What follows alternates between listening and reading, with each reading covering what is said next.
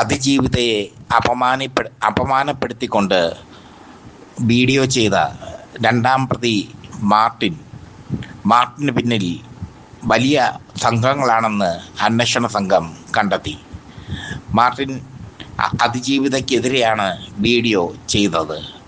അതിജീവിതയ്ക്കെതിരെ video ചെയ്തപ്പോൾ കേസിലെ ഗൂഢാലോചന കേസിൽ കോടതി വെറുതെ വിട്ട ദിലീപിനെ വെള്ളപൂശാനും മാർട്ടിൻ മറന്നില്ല. ഈ കേസിൽ രണ്ടാം പ്രതിയാണ് മാർട്ടിൻ. അതിജീവിതയുടെ പേര് വെളിപ്പെടുത്തിക്കൊണ്ടാണ് അയാൾ വീഡിയോ ചെയ്തത്. ആ വീഡിയോ 200ഓളം സോഷ്യൽ മീഡിയ പ്ലാറ്റ്ഫോമുകളിലൂടെ പ്രചരിപ്പിക്കപ്പെട്ടു. ഇവരെല്ലാം പണം വാങ്ങി എന്നാണ് പോലീസിൻ്റെ കണ്ടെത്തൽ. ഇതോടുകൂടി ഈ അന്വേഷണം ദിലീപിലേക്ക് നീങ്ങുകയാണ്. ദിലീപ് അല്ലാതെ ഇത്രയും പണം ഇവർക്ക് എങ്ങനെ കിട്ടി എന്നുള്ളതാണ് പോലീസിൻ്റെ ചോദ്യം. അതിജീവിത തന്നെ പറ്റിയുള്ള വീഡിയോ പ്രചരിപ്പിക്കുന്നതിൽ വ്യാകുലപ്പെട്ട് മുഖ്യമന്ത്രിയെ കണ്ടിരുന്നു. മുഖ്യമന്ത്രി ഉടൻ തന്നെ അതിന് നടപടിയും ആരംഭിച്ചു. അതിജീവിത മുഖ്യമന്ത്രിയെ കണ്ടപ്പോൾ പൊട്ടിക്കരഞ്ഞു എന്നുള്ളതാണ് റിപ്പോർട്ട്. അത്രയേറെ മാനസിക വ്യഥ അവർ അനുഭവിച്ചു. കേസിൽ നിന്ന് കുറ്റവിമുക്തനാക്കപ്പെട്ട ശേഷം ദിലീപ് പല കളികളും കളിക്കുന്നുണ്ട്. ആ കളികളൊക്കെ പൊളിറ്റിക്സ് കേരളയ്ക്ക് നന്നായി അറിയാം. ആ കളികളിൽ ഒന്നായിരുന്നു അയാളെ കുറ്റവിമുക്തനാക്കി കോടതി പ്രഖ്യാപിച്ച ശേഷം മാധ്യമപ്രവർത്തകർക്ക് മുമ്പിൽ പറഞ്ഞത്. അത് വളരെ ബോറായിപ്പോയി. അയാളുടെ ക്രിമിനൽ മെൻറ്റാലിറ്റി അവിടെ കാണിക്കുകയായിരുന്നു. മഞ്ജു വാര്യരാണ്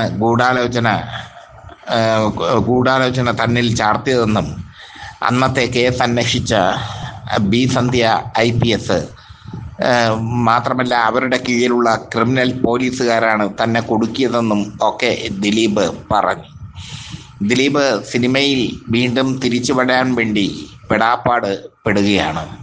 അവസാനമായി റിലീസ് ചെയ്ത ബബ്ബബ്ബ 8 നിലയിൽ പൊട്ടി. മോഹൻലാൽ കൈ കൊടുത്തിട്ടും ദിലീപിന് രക്ഷയില്ല. ബബ്ബബ്ബ നിർമ്മിച്ചതിൻ്റെ പേരിൽ ഗോകുലം ഗോപാലനും കൈ കൊടുത്തതിൻ്റെ പേരിൽ മോഹൻലാലും സാമൂഹിക വിചാരണ നേരിടുകയാണ്. അതിനിടയിലാണ് ഈ കേസിലെ രണ്ടാം പ്രതി മാർട്ടിൻ അതിജീവിതയുടെ പേര് വെളിപ്പെടുത്തിക്കൊണ്ട് സോഷ്യൽ മീഡിയ പ്ലാറ്റ്ഫോമിൽ വന്നത്. അത് വലിയ കോളിളക്കം തന്നെ ഉണ്ടാക്കി.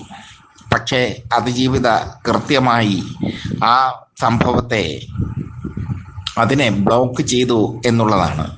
ഇപ്പോൾ ഇത് ഇത്രയും സോഷ്യൽ മീഡിയ പ്ലാറ്റ്ഫോമിൽ വ്യാപരിച്ചതെങ്ങനെ എന്നതിനെപ്പറ്റി പോലീസ് അന്വേഷണം നടത്തുകയാണ്.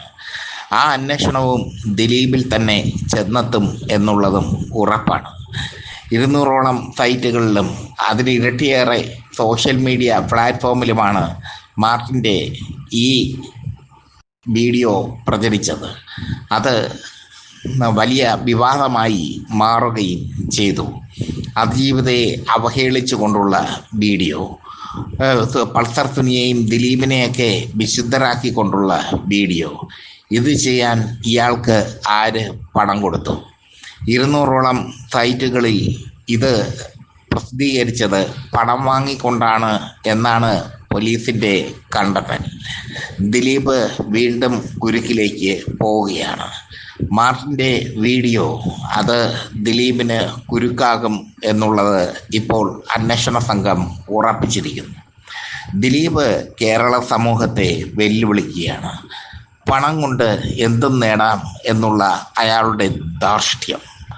ആ ധാർഷ്ട്യത്തെയാണ് പൊളിറ്റിക്സ് കേരള അടക്കമുള്ള അപൂർവം ചിലർ എതിർക്കുന്നത്. ഞങ്ങൾ എതിർത്തുകൊണ്ടേയിരിക്കും.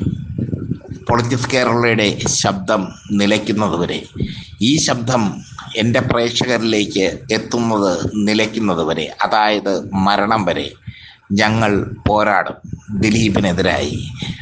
അതിൽ ഇപ്പോൾ 200ഓളം സൈറ്റുകളിൽ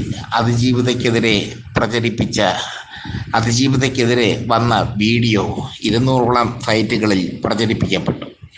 ഇവരെ ഓരോരുത്തരെയായി അറസ്റ്റ് ചെയ്തുകൊണ്ടിരിക്കുകയാണ് അന്വേഷണ സംഘം.